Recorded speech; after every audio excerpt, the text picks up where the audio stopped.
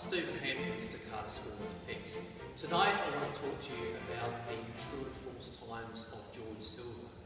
I've been studying the works of George Silver since the mid-80s, and in 2006 I published English Swordsmanship, The True Fight of George Silver, and in this book I analysed the entire single-handed sword section of Silver. Silver teaches a system of basket-headed sword. Now, George Silver was an Elizabethan gentleman. He wrote two works. In 1599 he published Paradox of Defence, and he also wrote Brief Instructions upon my Paradoxes of Defence. Brief Instructions wasn't published in Silver's lifetime, but was probably written around 1605. Now, what makes Silver really important in the history of swordsmanship is that Silver has unprecedented amounts of detail about the basics of sword fighting, particularly time and distance. And my colleague and friend Sean Hayes, who's a classically trained fencing master as well as being a teacher of historical fencing, he actually says that although the 19th century manuals have heaps of detail about things like time and distance, nobody quite nails it, certainly in as few words as George Silver writing here at the end of the 16th century, start of the 17th. So Silver basically nails the universal rules of timing and distance. Now, why do I have to be talking about timing and distance? Well, unfortunately, over the last few years, a lot of people have been getting their information from a series of videos that have been put out by a gentleman by the name of Martin Austwick. And Martin Austwick has let's say, a unique view of what Silver actually means when he talks about time and distance. So let's just see a little bit of what Mr. Austwick actually says, and I'm going to go through and compare that with what Silver actually does say in his manual. In one of his videos, Martin Austwick says, what Silver tells us is that if I can carry out an action of my hand without having to move my foot, then the action of my hand is fast, and if I have to move my foot in order to be able to carry out the action, then my hand is tied to the speed of my foot and therefore slower and therefore falls. Now I'll put the URL of that video up when I post this video. In another video he writes, if you can carry out an action without having to step, without the action of your hand being tied to the action of your foot, it was true. And if the action of your hand was tied to the action of your foot, it was false. Now there are two claims here. The first claim is that if I step or if I pass towards my opponent as part of an attack, then that constitutes a false time. He says that Silver is telling us that that constitutes a false time. The other claim is that the reason why that constitutes a false time is because if I attack and I step or pass into distance as I do so, then the speed of my hand is tied to the speed of my foot. And that's a very specific set of words. What we'll find if we actually look at what Silver writes about true and false times, we'll actually find that neither of those claims can be substantiated from what Silver actually writes. So what does Silver write? Most of what Silver says about true and false times, the true fight constituting the true times, the times that you should move in, and the false fight constituting the false times, the timings in that you can make in actions that will likely get you hit and that you shouldn't use. He talks about those in Paradoxes of Defence, specifically in Paradox 14 and in Paradox 18. In Paradox 14, Silver writes, whatsoever is done with the hand before the foot or feet is true. true fight. The false fights be these: whatsoever is done with the foot or feet before the hand is false.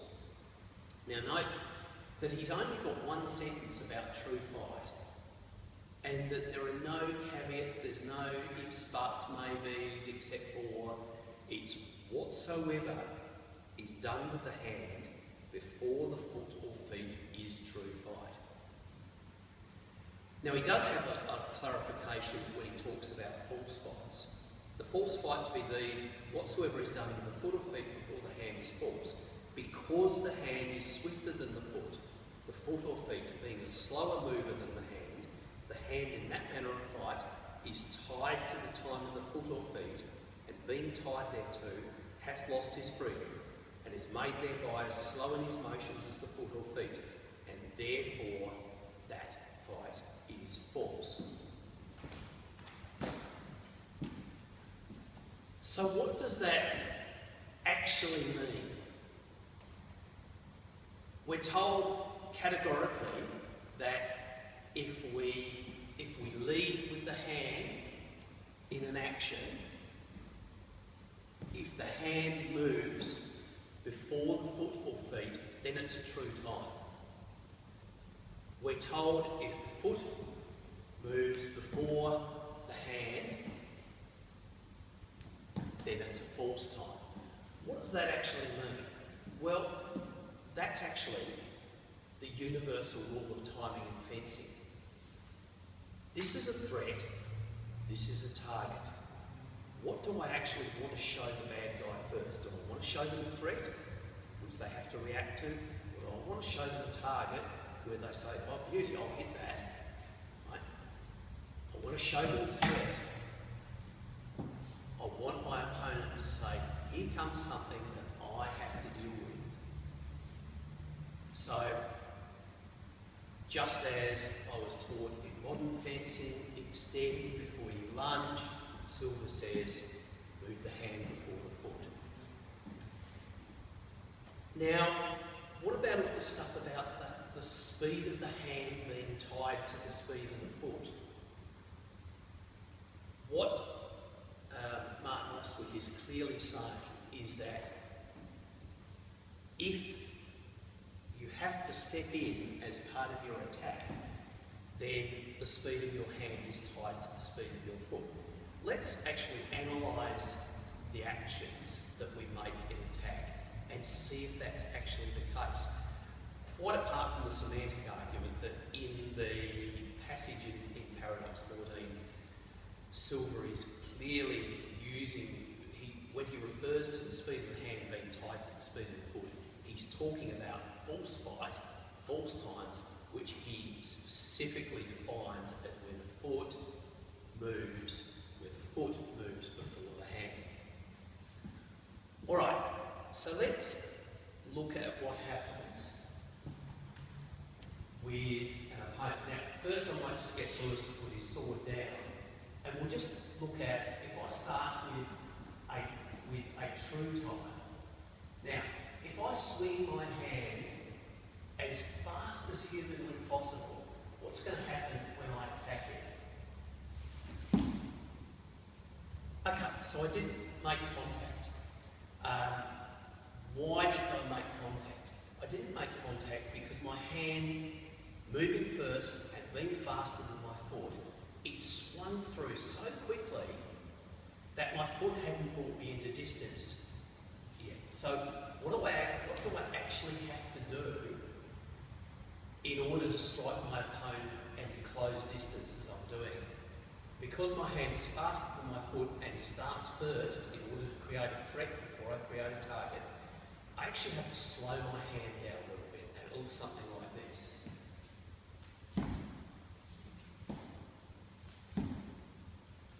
Okay, so my hand moves before my foot, it doesn't move as quickly as possible. And everyone agrees that my hand must land at the same time as my foot. Does this mean that the speed of my hand, yes, it's been slow, but does it mean that it's tied to the speed of my foot? Let's do a little experiment and find out. Now, I'm going to get Lewis to come into Silver's Staccata, one of the lines of variable fight, and I'm going to make attacks against him, and he's going to respond by trying to stab me in the belly. To make it more realistic, I'm going to put a buckler in front of my belly so he can really fetch it into me, so there's no question that he is genuinely trying to hit me. He's trying to hit the buckler. Okay? So if we muck this up, I won't get hurt. Now, let's do that attack exactly as I just did it, and we'll see what happens if I move my hand at the speed, if I move my hand slowly and exactly as I did in the last action.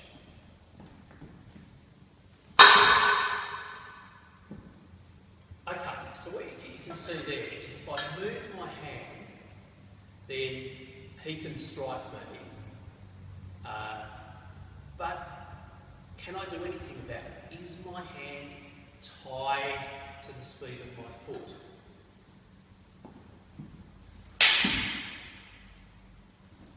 I'll do that again.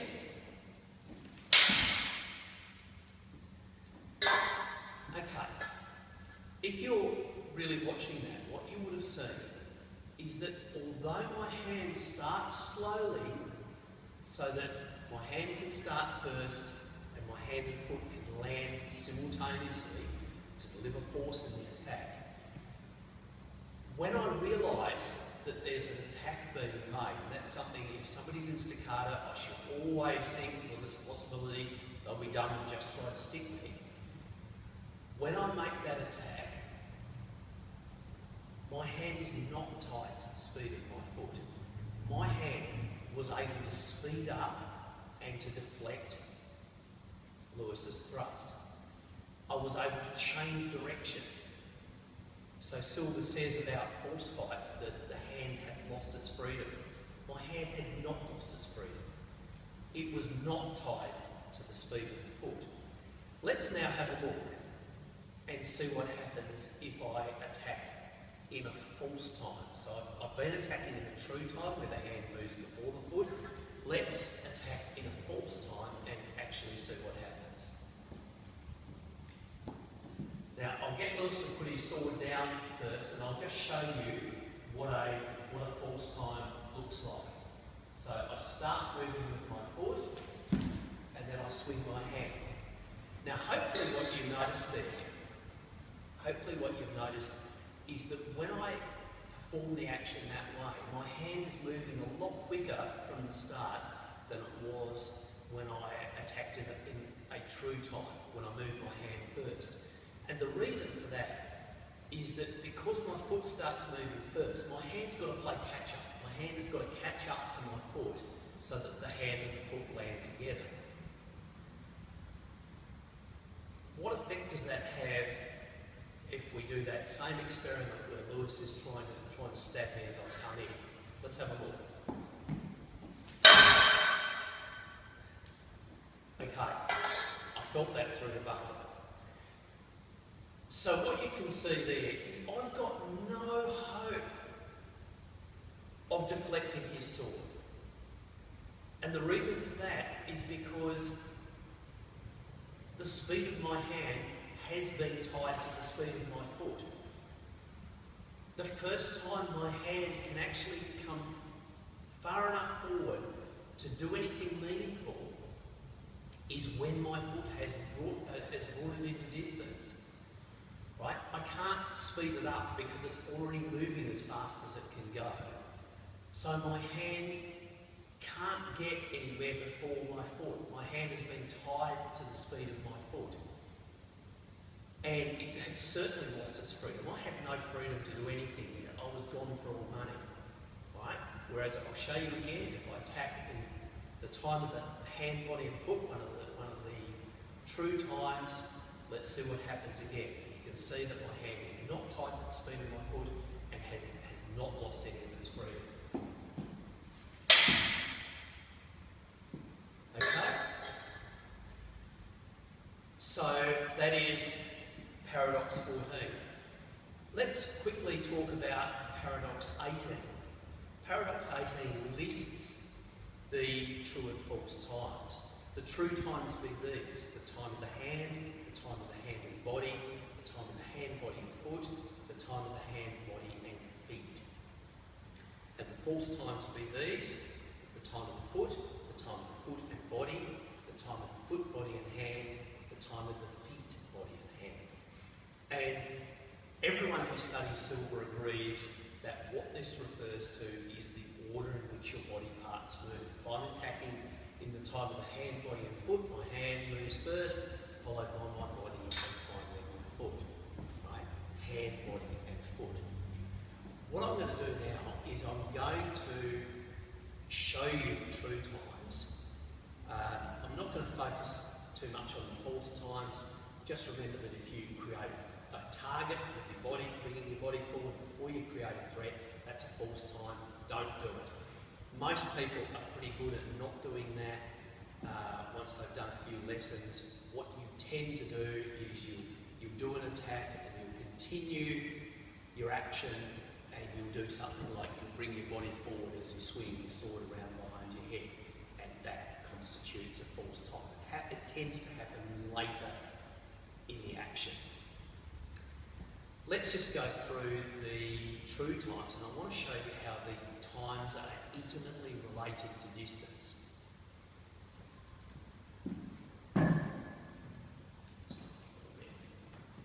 Okay. If I'm really close, then I can strike Lewis without having to move any part of my body except my hand. And this is called an attack in the time of the hand. This is the quickest of the true times, and if I'm close enough to attack in time of the hand, I will do so. If I'm a little bit further away, I can't reach him just by moving my hand, but I can reach him not by leaning, which is bad body mechanics, but just by swaying my body forward, and that's called an attack in the time of the hand and body. If I'm a little bit further out,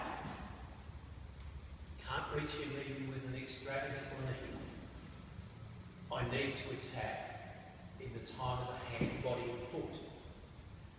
Okay, in this case with a pass. Hand, body and foot. And if I'm even further out, such that I can't strike Lewis, even with a really extravagant pass, I can move both my feet in the action and attack in the time of the hand, body and feet. So I move my hand, my body and then both feet. Hand, body and feet. So those are the 4 true times. So what have we seen in this video? We've seen how Silver defines his true and false times, the true times being how you should make an action, particularly an attack and a fight, and the false times being how you shouldn't.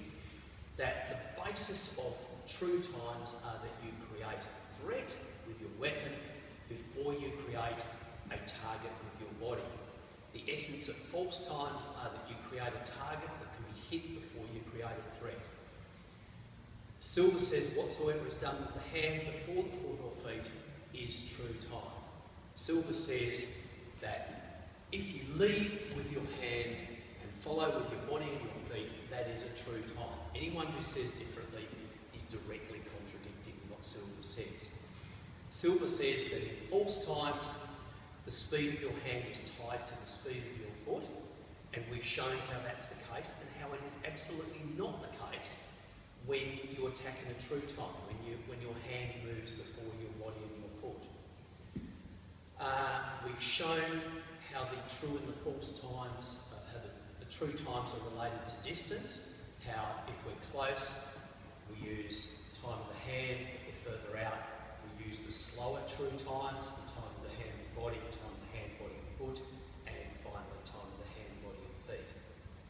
So, I hope that out of this you've got an appreciation of Silver's true and false times, and I hope that helps you to reconstruct and fight Silver to the best of